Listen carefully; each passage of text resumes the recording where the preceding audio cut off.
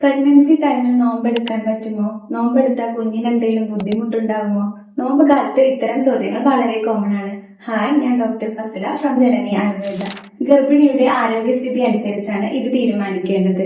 Healthy pregnancy ആണ്, sugar, pressure തുടങ്ങി ആരോഗ്യ പ്രശ്നങ്ങളൊന്നുമില്ല എങ്കിൽ നോമ്പെടുക്കാവുന്നതാണ്. ഇത്തരം ആരോഗ്യ പ്രശ്നങ്ങളോടൊപ്പം കുഞ്ഞിന് തൂക്കക്കുറവ് കൂടി ഉണ്ട് എങ്കിൽ ഡോക്ടറുടെ നിർദ്ദേശപ്രകാരം മാത്രമേ നോമ്പെടുക്കാവൂ. പ്രഗ്നൻസി ടൈമിൽ ഛർദി, ക്ഷീണം തുടങ്ങിയവ ആദ്യത്തെ 3 മാസത്തിലാണ് കൂടുതലായും കാണപ്പെടുക. കുട്ടിയുടെ തൂക്കം കൂടുതലായും കൂടുന്നത് അവസാനത്തെ 3 മാസത്തിലുമാണ്. അതുകൊണ്ട് തന്നെ നടുവിലത്തെ 3 മാസം, അതായത് സെക്കൻഡ് ട്രൈമസ്റ്റർ ആണ് നോമ്പെടുക്കാൻ ഏറ്റവും ഉത്തമം. ഇനി നോമ്പെടുക്കുമ്പോൾ എന്തെല്ലാം ശ്രദ്ധിക്കണം എന്ന് നോക്കാം. നോമ്പ് തുറക്കുമ്പോൾ ഈത്തപ്പഴവും വെള്ളവും ഉപയോഗിച്ച് നോമ്പ് തുറക്കുക. പ്രധാനമായും ഡയറ്റിൽ കോംപ്ലക്സ് കാർബോഹൈഡ്രേറ്റ്, പ്രോട്ടീൻ, ഫൈബർ എന്നിവ ഉൾപ്പെടുത്തുക.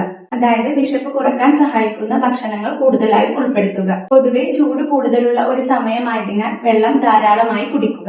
ഇഫ്താർ മുതൽ അത്താഴം വരെയുള്ള സമയത്ത് കൃത്യമായ അളവിൽ വെള്ളം കുടിക്കുക. ഒഴിവാക്കേണ്ട ഭക്ഷണ സാധനങ്ങൾ: പ്രധാനമായും ഉപ്പ് കൂടുതലുള്ള ഭക്ഷണങ്ങൾ ഒഴിവാക്കുക. അതുപോലെ ഓയിലുള്ളതും സ്പൈസി ആയതും ഒഴിവാക്കുക. തുടർച്ചയായി നോമ്പെടുക്കുമ്പോൾ ക്ഷീണം, തലകറക്കം, മൂത്രത്തിന് കടുത്ത മഞ്ഞ നിറം, കുട്ടിയുടെ അനക്കക്കുറവ് എന്നീ ബുദ്ധിമുട്ടുകൾ ഉണ്ടായാൽ ഡോക്ടറെ കണ്ട് കൃത്യമായ നിർദ്ദേശപ്രകാരം മാത്രം നോമ്പെടുക്കുക. ഈ സമയത്ത് അയൺ, കാൽഷ്യം ടാബ്ലറ്റ് കൃത്യമായി എടുക്കാൻ ശ്രദ്ധിക്കണം.